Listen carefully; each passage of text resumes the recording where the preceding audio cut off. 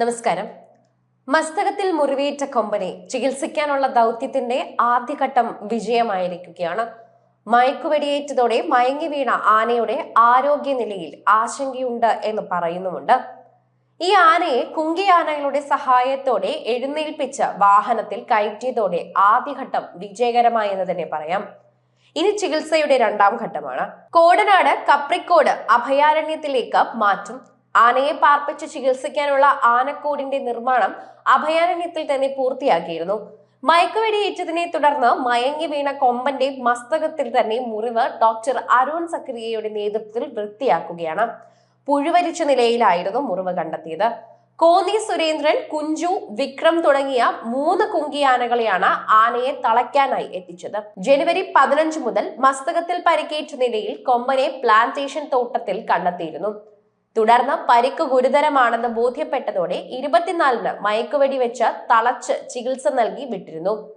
എന്നാൽ ഈ മുറിവിൽ പുഴുവരിച്ച നിലയിൽ കണ്ടതോടെ വീണ്ടും ആശങ്കയായി. വീണ്ടും ആനയെ മയക്കുവെടി വെച്ച് തളയ്ക്കുകയായിരുന്നു. ഇത്തവണ കൂട്ടിലേക്ക് മാറ്റാനും തീരുമാനിച്ചു. ചികിത്സിച്ച് ഭേദമാക്കുന്നതുവരെ കൂട്ടിൽ പാർപ്പിക്കും. വെറ്റിലപ്പാറയ്ക്ക് സമീപത്ത് വെച്ച് തന്നെ ആന പുഴയിലേക്ക് ഇറങ്ങിയിരുന്നു. ഇവിടെ നിന്ന് തുരുത്തിലേക്ക് തന്നെ നീങ്ങുമ്പോഴാണ് മയക്കുവെടി വെച്ചത്. കൊമ്പന്റെ ഒപ്പം ഉണ്ടായിരുന്ന ഏഴാമുറ്റം ഗണപതി എന്ന മറ്റൊരു കൊമ്പൻ ഇതിനെ മറിച്ചിട്ടിരുന്നു. ഏഴാമുറ്റം ഗണപതിയെ വെടിപൊട്ടിച്ച് ഭയപ്പെടുത്തി ഓടിച്ചതിന് പിന്നാലെയാണ് മുറിവേറ്റ കൊമ്പനെ മയക്കുവെടി വെച്ചത്. ഇത് വിജയകരമാവുകയായിരുന്നു. കൊമ്പനെ രാവിലെ 7:15 മയക്കുവെടി വെച്ചത്. പിന്നാലെ 15 മിനിറ്റിനുള്ളിൽ തന്നെ ആന നിലത്തേക്ക് വീഴുകയായിരുന്നു. പരിക്കേറ്റ അവശനിലയിലുള്ള ആന മയക്കുവെടിയേറ്റ് വീണത് ആശങ്ക ഉയർത്തിയിരുന്നുവെങ്കിലും പ്രാഥമിക ചികിത്സയ്ക്ക് ശേഷം കുങ്കിയാനകളുടെ സഹായത്തോടെ ആനയെ എഴുന്നേൽപ്പിക്കാനായി. തുടർന്നാണ് കുങ്കിയാനകളുടെ സഹായത്തോടെ ആനയെ ആനിമൽ ആംബുലൻസിലേക്ക് മാറ്റിയത്. ആരോഗ്യം വീണ്ടെടുത്ത ആന തലയും ചെവിയും ചെറുതായി ഇളക്കി അനുസരണയോടെ ലോറിയിൽ നിൽക്കുന്നതിനാൽ വലിയ പ്രതീക്ഷയിലാണ് ദൗത്യസംഘം. ആതിരപ്പള്ളിയിൽ നിന്ന് 25 കിലോമീറ്റർ ദൂരെയുള്ള അഭയാരണ്യത്തിലേക്ക് പതുക്കെ മാത്രമേ ആനയുമായി പോകാനാകൂ. 1 മണിക്കൂറിനകം അവിടെ എത്താനാകാൻ വനംവകുപ്പിന്റെ ശ്രമം.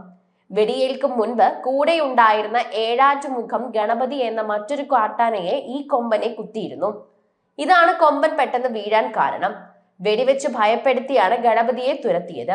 ആനയെ ചികിത്സിക്കുന്നതിനുള്ള രണ്ടാം ഘട്ട ദൗത്യത്തിന്റെ ഭാഗമായി ഇന്ന് രാവിലെയാണ് ദൗത്യം തുടങ്ങിയത്.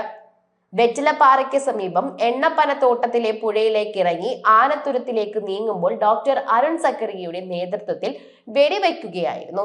ആന എഴുന്നേറ്റ ഉടനെ പെട്ടെന്ന് തന്നെ ആനിമൽ ആംബുലൻസിലേക്ക് കയറ്റാനുള്ള നിർണായക ദൗത്യം പൂർത്തിയാക്കി.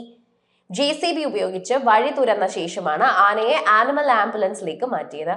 കൊമ്പന്റെ മസ്തകത്തിൽ മുറിവ് മൂലമുള്ള വേദന കുറയ്ക്കുന്നതിനാണ് പ്രഥമ പരിഗണന.